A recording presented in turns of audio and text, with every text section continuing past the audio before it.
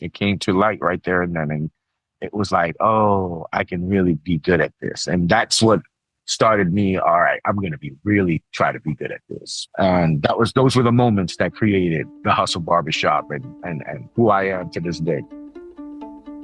That was Charly Hustle, owner of the Hustle Barbershop.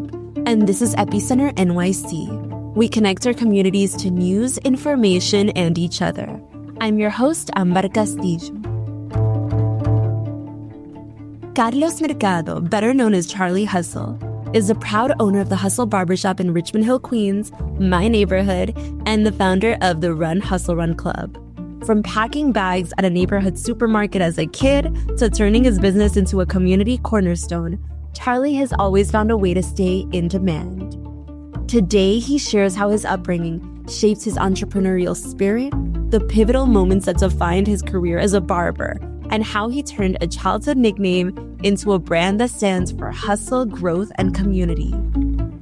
We'll also talk about the evolution of the Hustle Barbershop into more than just a place for a haircut, but a hub for connection and inspiration. Later, Charly opens up about starting his run club, the role it plays in transforming lives, and his vision for the future of his business and beyond. Before we jump in, a quick message from our team. Hi, I'm Mariana from the Epicenter NYC team, and I have an important health question. Have you experienced unexpected brain fog, fatigue, or mood changes? These may be symptoms of long COVID. Most people who have COVID-19 completely recover, but some have lasting symptoms and health problems. If you need more information about what this means, we can help. Long COVID is real. You can stay protected by keeping up to date with your vaccines. Don't let COVID derail your health. Schedule your appointment today. Send us a note at hello@epicenter-nyc.com or call or text us at 917-818-2690. Now back to the show. Here's my conversation with Charly Hustle. I am Charly Hustle, owner of the Hustle Barbershop, founder of Run Hustle Run Club. How did that become your nickname? My older brother named me that a long time ago. I was working at a barbershop by myself, and I had like 6 or 7 people waiting for me. And my brother walks in and says, "Hey, man, I got your new name." And I was like, "My new name?" He's like, "Yeah, I got your new name." I was like, "What's that?" And he was like, "Charly Hustle." And I was like, "Yeah." How did that become something you gravitated towards?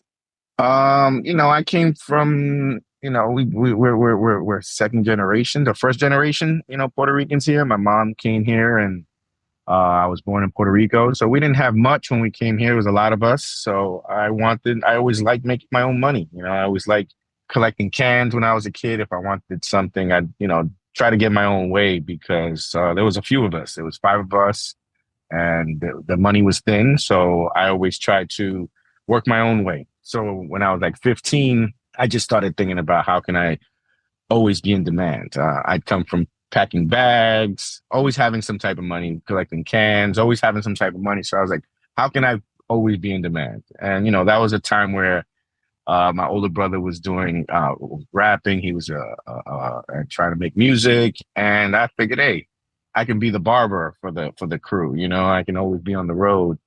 And I just tried to always think, how can I be in demand? And, I planned on going to college and I was like, I can go to school and make some money at school, go away, but life took its own course, and it became my career. It wasn't the plan. It was just a way to make money and to survive and not have to ask my mom for anything and, rely on my own. And that's where it came from, that realm of trying to always be in demand and find your own way. That's what motivated you, having that kind of financial independence. Yes, absolutely. Always being able to say, I hated hearing no and still hate hearing no, and if I can get it for myself, I wouldn't have to hear no. I didn't have to ask for it. I didn't have to ask mom for it or bother her with it or share that part. I just go get it myself and do it the right way. You know what I'm saying? Yeah. Okay. So could you take me back to when you started? Like, I know you were doing these different odd jobs. When did you start barbering? Yeah, I started barbering. I started when I was, I want to say 17. A few people I knew and a few people connected. And, at that time, when you play sports in the neighborhood, people get to know you. So I was playing handball. I was playing football. I was playing softball. Like I said, you got teams everywhere, so you get to know people. And then I just started to say, hey, I cut hair. I cut hair. But for the first year of my haircutting career, it was all free. I just cut hair for free. And it was actually 4 years before I got into a barbershop because I was working, I was trying to go to school, I was trying to do odd jobs. Wow. And all of this was self-education. Like you would Yeah, I was jacking people up. Yeah, I was jacking people up. And there was no YouTube. There was nothing back then. You know what I'm saying? There was you jack people up. So my first good haircut came at Flavor Cuts was the name of the barbershop that we all came up in 96 or so. And my first haircut, the client is still my friend to this day. He was like 15 at the time, and I cut him, and it was my best haircut. And it was the only time the owner complimented my haircut ever. He said, "That's a good fade." And my client had said, he's like, "Oh, you finessed me, you finessed me." And before you know it, he brought me the neighborhood. He's a real focal. His name is Hector Sanchez, and he is the foundation of what the Hustle Barbershop is in the neighborhood in Richmond Hill, because he brought me the neighborhood. He promoted me without knowing me, and he is still my friend to this day. You know what I'm saying? So he was definitely the first moment, the first haircut, the first time. And it changed my life, you know what I'm saying? And it brought me to this moment here where I'm being interviewed by you, you know what I'm saying? Because that was the moment that changed everything. Like that was my first haircut. I was like, oh, I'm good. I can get good at this. I finally, and it was 4 years after. How old were you? I was, had to be 21 maybe. And it was your first like paid, like professional haircut.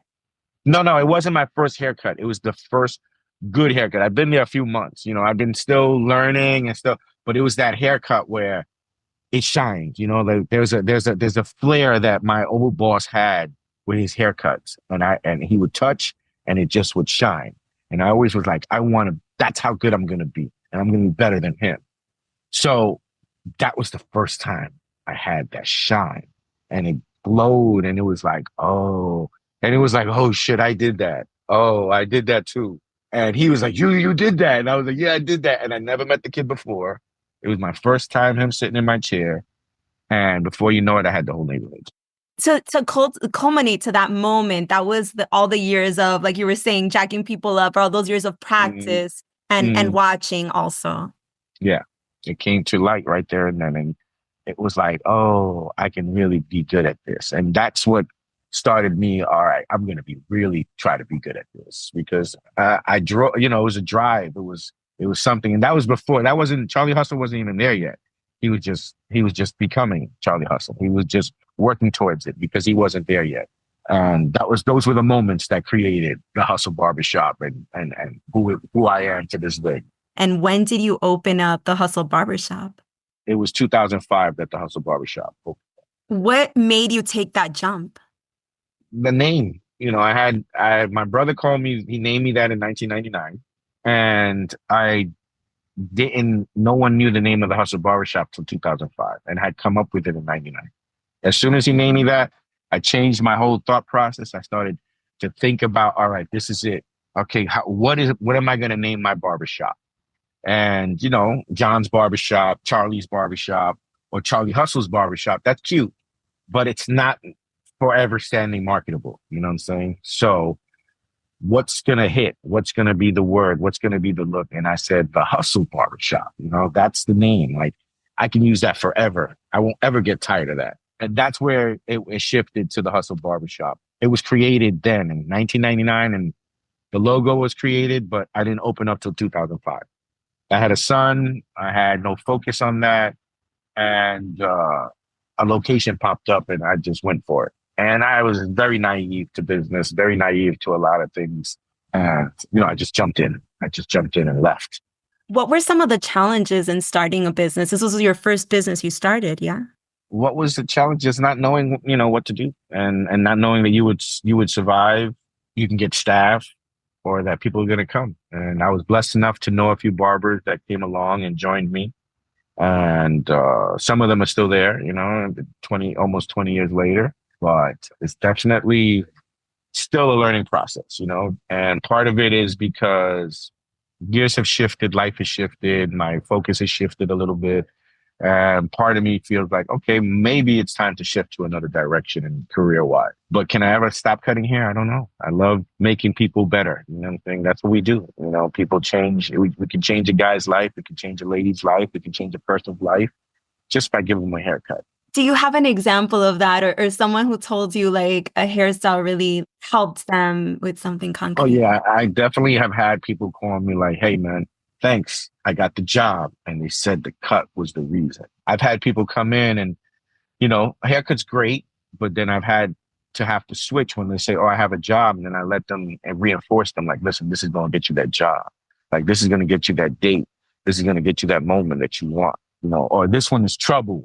This haircut is trouble. Make sure your wife knows I'm sorry if you get in trouble. I'm saying these things of that nature, it's therapeutic for us as men, as people, to know that you can go somewhere and let off some steam and chat it up, or just not say anything and just come out feeling good. And there's guys who don't say anything and they sleep in my chair. You know what I'm saying? Can you say a little bit about the Run Club and how that started? Because that's actually how I spotted you guys online. Oh, yeah. The Run Club started in 2016. I had run in 2012. I had run, and then I tried to, start a team then. But of course, I wasn't ready, and it wasn't ready for birth. And then on the way to the co-founder's house, I came up with the name of the Run Club because I was looking for something. I was looking to something to plug into the shop. We've had softball teams, we had basketball teams. I've sponsored girl volleyball teams, and other things, and girls basketball teams. But we hadn't had anything in a little bit. So I was like, you know what? I got to think of something. And I'm driving and I came up with the name, and the name is Run, Hustle, Run. I was going through a breakup. So that was the other reason that was birthed. My last time having breakfast with that person, I told them, I was like, yeah, I'm starting a run club. I'm starting something up. I have a new name. The person, she was like, okay, what is it? And I said the name, and her eyes lit up. And I was like, she was like, oh, that's good. And I was like, all right. And that was our last time together ever. You know what I'm saying? But it was just, that was where it came from. It came from a birth, from needing it. And I've seen people come into our crew and needing us and coming in and becoming a family. And I'm proud to say now we've had 68 marathoners come out of it. And we started in 2016. And that same friend of mine that I we rehatched in 2018, 19, and set up Tuesday Night Hustle, it's changed the life of many people, and it's changed the direction of the shop. It's changed my personal direction in life. In what way? Yeah. It's cleaned me up. I don't drink anymore. That's been a positive. Not that, everybody has their vices and stuff like that. It's just my vice was in a bad place at the time. And for the betterment of the crew and the team and my future, I decided I didn't want that at this point in my life. And it's for the betterment of the crew. And I'm grateful that we have what we have and the family that I've built there. So that's where it's bettered me. I look a whole lot better than I had before. I feel a lot better than I've ever had before. And at this time, I'm a 7-time marathoner and proud to say that, you know what I'm saying?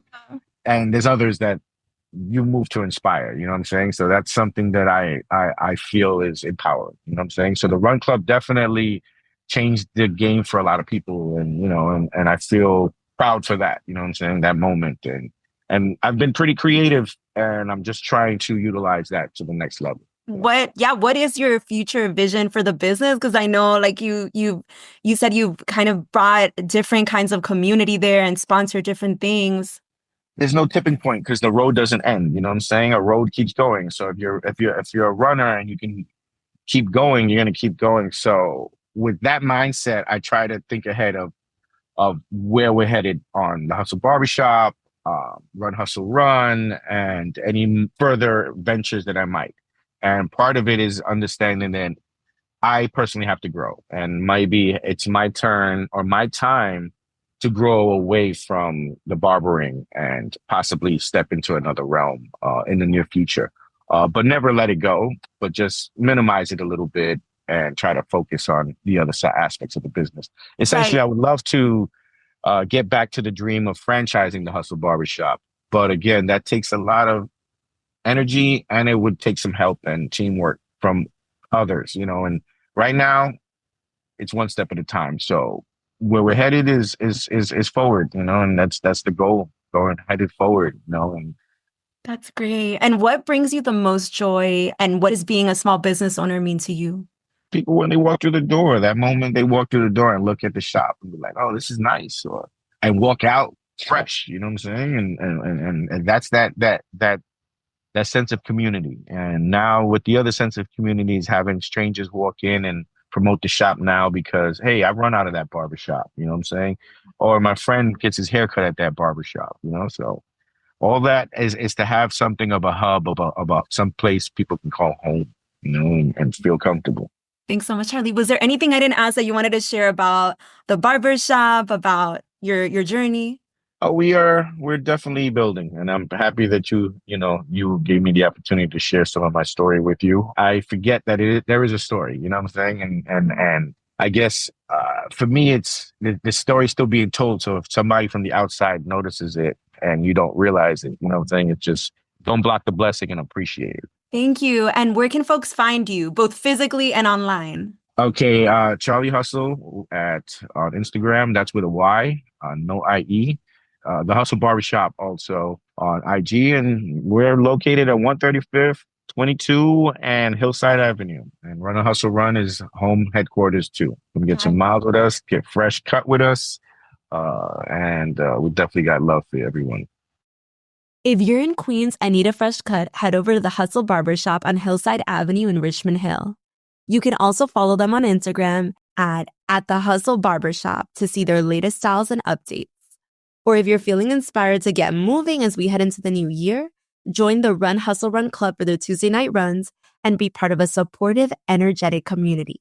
Learn more by following at Run Hustle Run on Instagram or stopping by the barbershop, which doubles as their headquarters. And if you know of a local business that you think Epicenter should feature, let us know. Drop us a note at hello@epicenter-nyc.com. That's all for today. Thanks for listening, and thanks for supporting us as we do our best to support our community. We couldn't do it without you. For more stories like this, make sure to subscribe to our newsletter at epicenter-nyc.com. Our intro music is All the Pretty Horses by Caravika. You can find more of their music on their website, linked to in our podcast description.